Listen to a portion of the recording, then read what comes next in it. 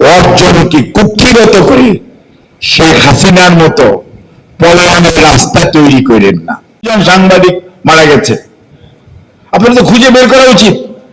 যে ভাষণটির ছবি ছাপালো আফতাব ভাই কি জন্য মারা গেল, কি জন্য শেখ সেলিম তার বইয়ের মধ্যে লিখলো কোথায় আফতাব আহমেদ, লিখেছে না? তদন্ত হওয়া উচিত।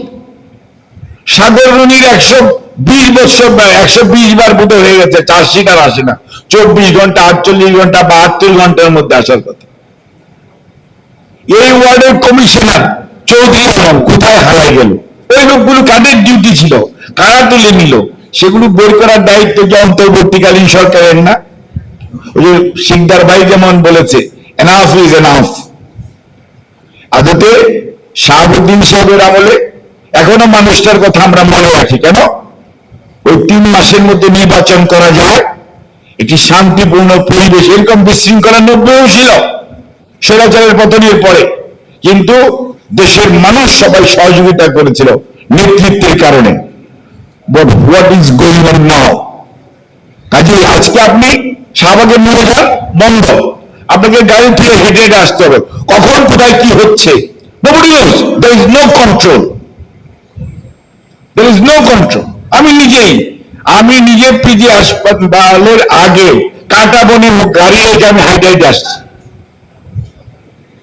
কোন ধরনের কোন ডিক্লারেশন নাই। অর্থাৎ মগের মুল্লুকের মধ্যে আমরা চলছি।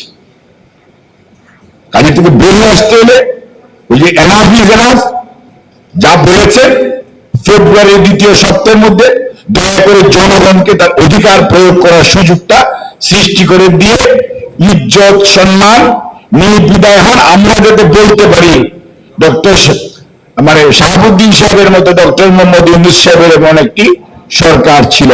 এসছে যদি অন্য কোনো কিছু করার অনেক কথা শোনা যাচ্ছে। মোদিরাই এসেই বলেছে নির্বাচনটা কি আদৌ হবে? আমি বলেছি আমি তো রাজনীতি করি একটু, আমার কাছে মনে হয় আমি আশাবাদী মানুষ, হয়তো বা হবে, হলেই ভালো। উনি বললো হলেই ভালো। উনি তো আবার আমার চেয়ে বেশি খবর রাখে, কারণ উনি আরো ওনার কাছে অনেক ইনফরমেশন আসে।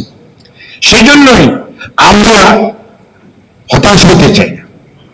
আর সাংবাদিকরা আপনাদের দায়িত্ব সবচেয়ে বেশি, ভেরি ভাইটাল রোল। আজকে যত ছবি ওই মায়ের কথার মতো, ওই বাপের কথার মতো, এই ছবি তো কথা বলে।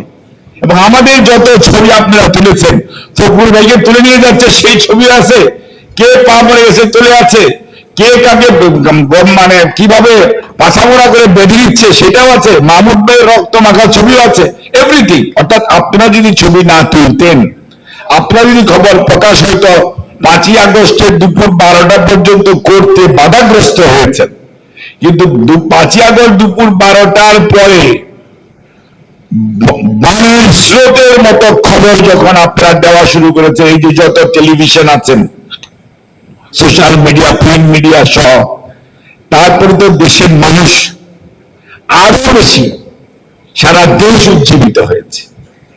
কাজেই দয়া করে অর্জনকে কুক্ষিগত করে শেখ হাসিনার মতো পলায়নের রাস্তা তৈরি করেন না।